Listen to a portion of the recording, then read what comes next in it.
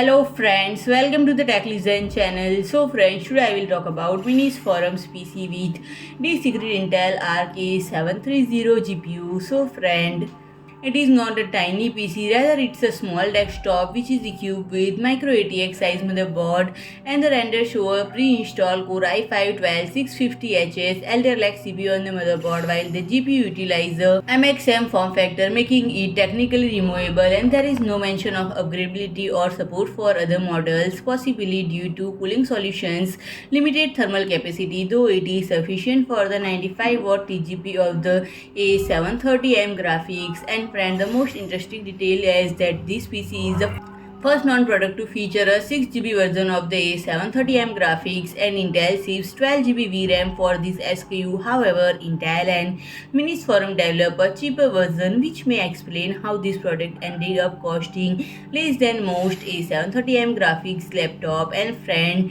it is the cheapest, around $870 based on official NUC X15 barebone.